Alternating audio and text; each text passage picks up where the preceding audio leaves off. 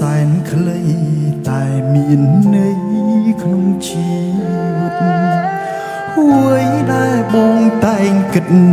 បងប្រាថ្នាមិនជឿលើនិស័យមិនជឿព្រេងវាសនាតែពេលនេះទើបដឹងថាជាការពិត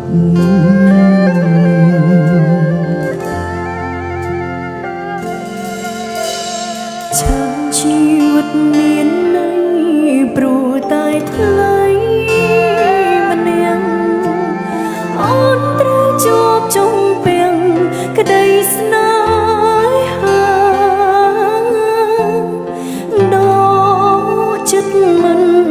រួចព្រោះតែដួងកៅនេត្រាមកជារីច្បុតត្រាក្នុងសុបិន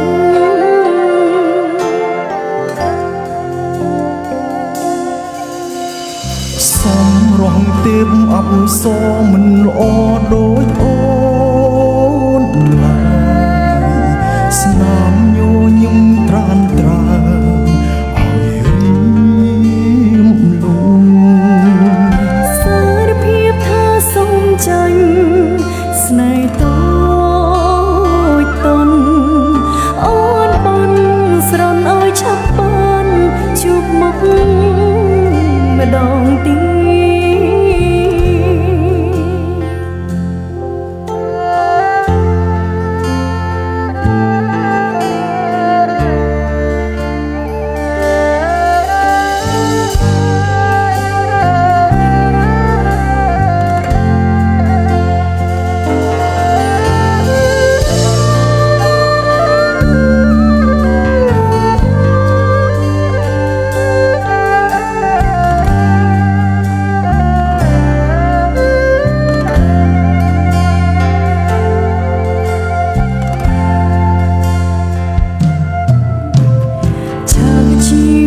មានន័យ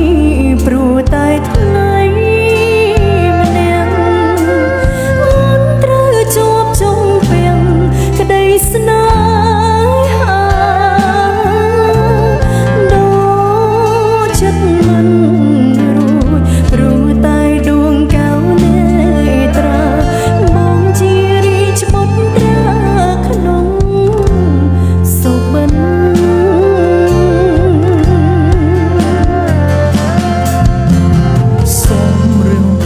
អប្សរមិនល្អដូចអូ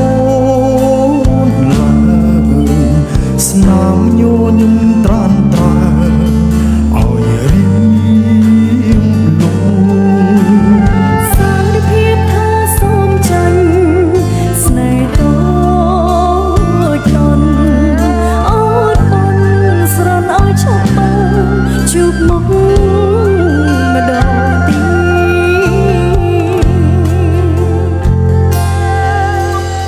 សំរងទេពអប្សរមិនល្អដូចអូនឡើយស្នាម